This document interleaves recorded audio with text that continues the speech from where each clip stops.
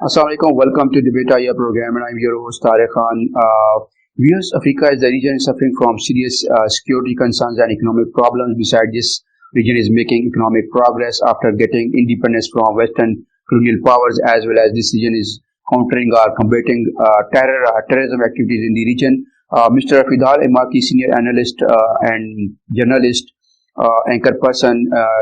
You have also remained assistant to the president of Ghana, as well as had been working as a senior researcher at the President House, Ghana.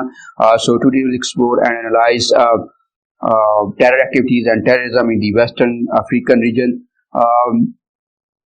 Mr. Fadal, thank you so much for appearing in the Beta Year program, and you are most welcome. Thank you very much, Tariq. I'm very happy, and I see this as a great opportunity to speak to my Pakistani brother. Thank you so much, Fidal.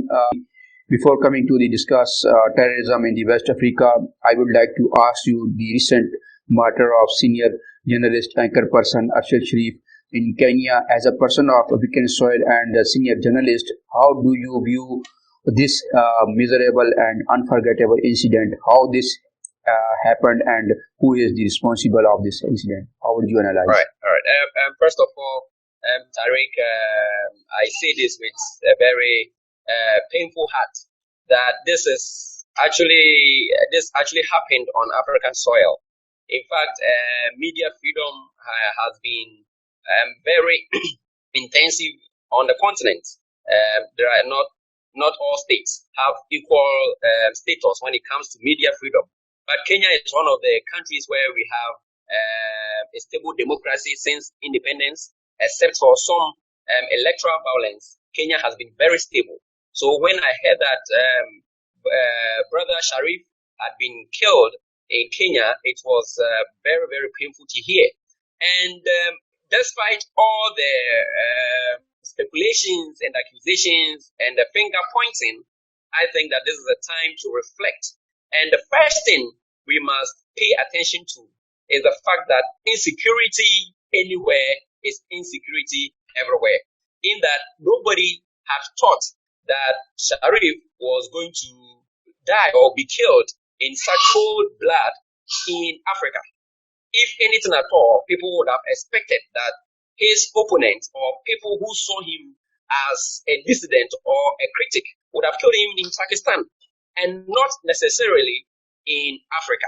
So in the first instance, this is with a heavy heart, and I send our condolences to the family, the children, and all the loved ones. This is someone with great fellowship or followers, and I think that this is the time to commiserate with them and downplay the accusations.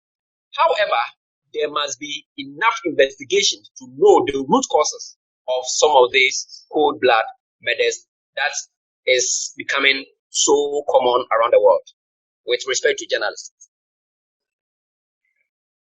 Mr. Fidal, what has caused the rise in terror activities in the West Africa? How would you analyze?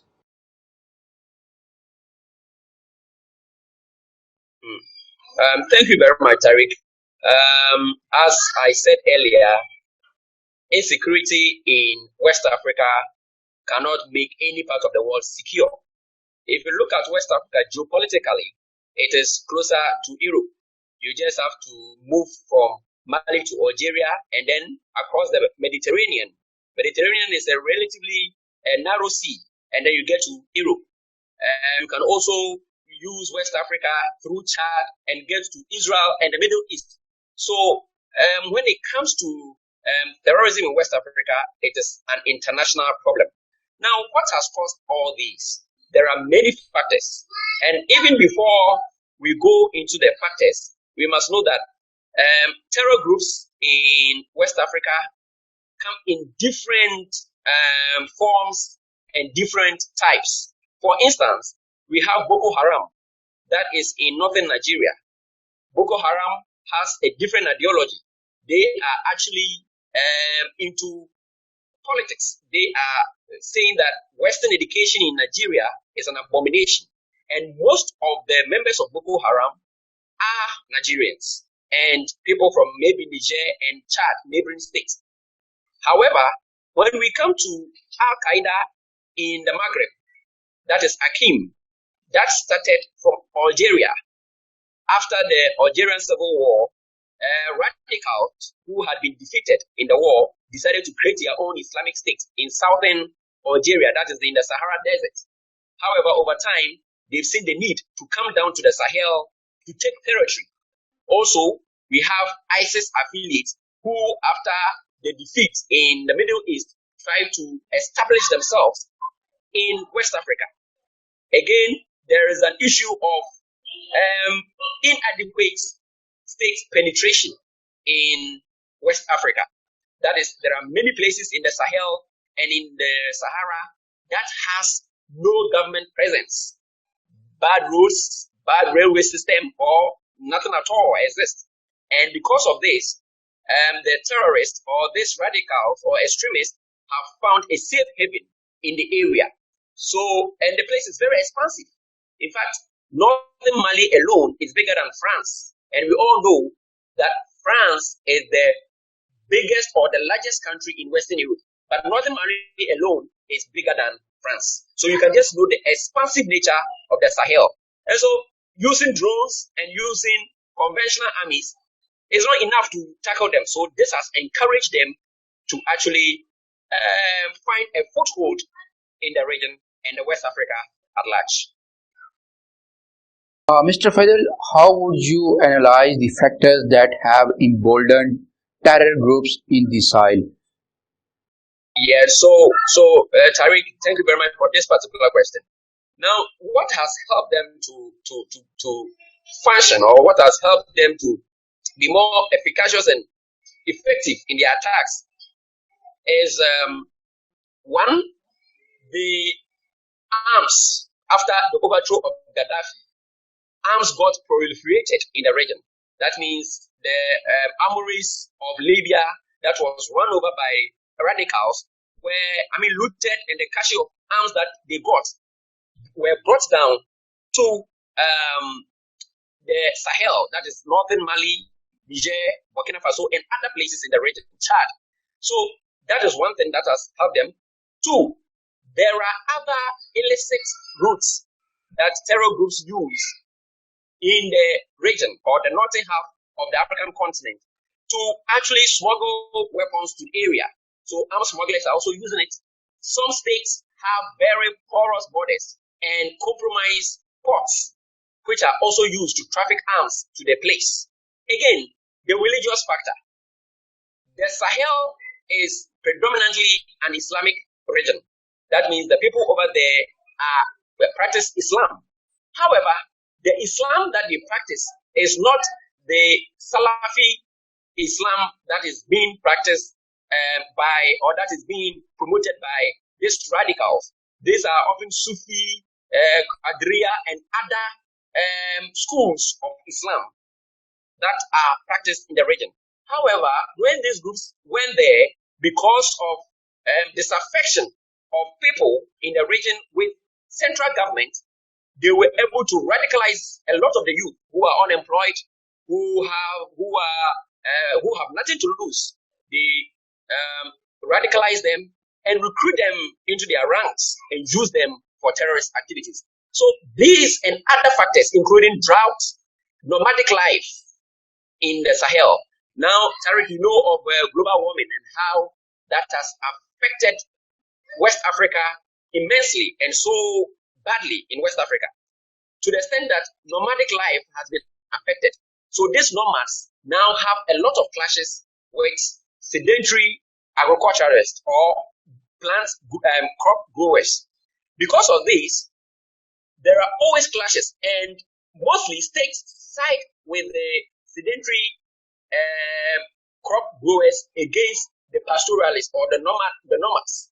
Now, these nomads have become so much detached from government that they also supported these extremists to, grow in the region. The last one is separatism. After Gaddafi's overthrow, Tuareg rebels decided to secede from Mali because they had been pushed down into the Sahel back home, and therefore they had enough weapons and wanted to secede from Mali. The Malian government was not so forthcoming. So these Tuareg rebels decided to form an alliance with the radicals or with the extremists in order to fight the Malian government. And that also resulted in the strengthening of terror groups in the region. Tariq. Mr. Fadel, how has Western African region tackled terrorism or terrorist activities? How would you analyze? Yeah. Tariq, West Africa is generally a poor sub-region. Generally. The poverty is not that they don't have resources. No, they have a lot of resources. Nigeria is the largest economy on the continent, is in West Africa, followed by Ghana, then to Cote d'Ivoire, Senegal, and other countries follow. Now, these countries have a lot of resources, they have a lot of potential, but basically, they don't have the wherewithal to fight terrorism effectively. So when in 2012, the first Islamic State was established in northern Mali, West African governments came together with the support of France to go against this group and fight them. However, this has not been effective. Why? As I said earlier, the place is very expansive. So then the group is using guerrilla tactics and using communities as human shield. So even when you are using drones, they are not effective. And drones have their own complexities, as we may discuss in another topic later. However, the forces were initially successful in driving the terrorists or the extremists away from big cities like Timbuktu, Gao, and other places.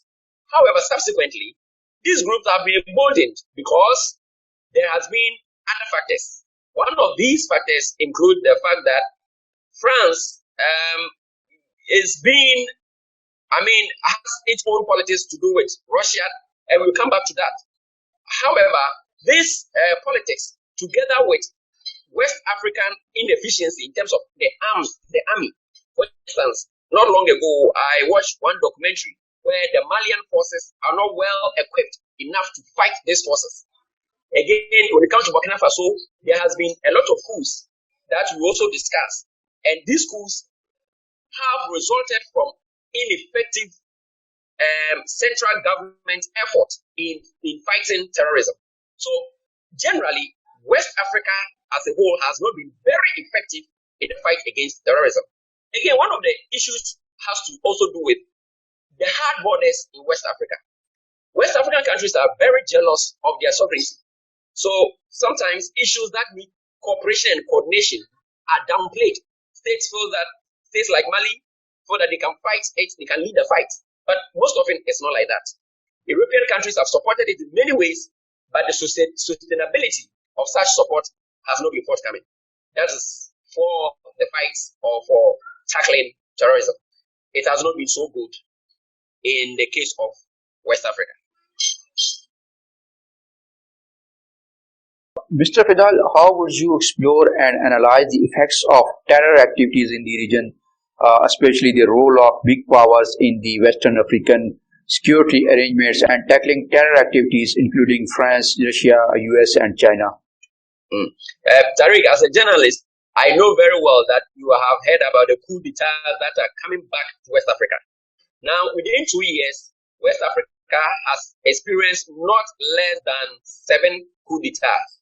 We've had 2 in Mali, we've had 2 in Burkina Faso, we've had 1 in Chad, another in Niger, and 1 in Guinea, and another in Guinea-Bissau. Now, the Guinea-Bissau and that of Guinea-Bissau and Niger failed. It wasn't successful. But all other states had successful coup. And the current one, the most recent one happened in Burkina Faso a couple of weeks ago, where a young captain overthrew a colonel who himself had overthrown the central government or the civilian government in January.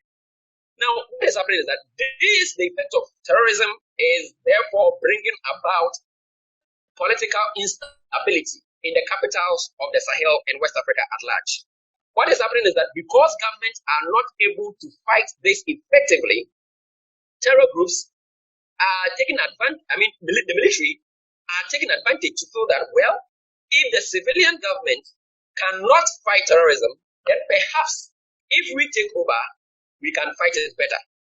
And this is not to draw a general comparison, but in Pakistan has faced these issues where because of terrorism from Afghanistan and the Fatah areas in the north, the military has a lot of leverage in Pakistan. When the military feels that there is a threat that the civilian government cannot fight very well or cannot lead in fighting very well, they take matters into their own hands. And in the case of West Africa, the military is taking over the reins of government and power and creating a lot of political instability in the region. Again, this has also brought in Russia, as I mentioned earlier. Russia, first of all, appeared in Central African Republic, but Central African Republic is not in the Sahel. That has to do more about state and sub-state actors fighting. But in the case of the Sahel, Russia is currently in Mali, and France is being presence in Mali because France sees Mali as its territory or its area of influence. And so the presence of Russia is creating a problem, and it has become another form of Cold War happening in the Sahel. And this has been one of the causes of the terror activities in the Sahel. Another factor is the disruption of local economies. Tariq, not long ago, we had Africa starting the Africa Continental Free Trade Agreement. Now, with the free trade agreement, what is happening is that Africans are opening their borders to other African states to trade with them, free trade.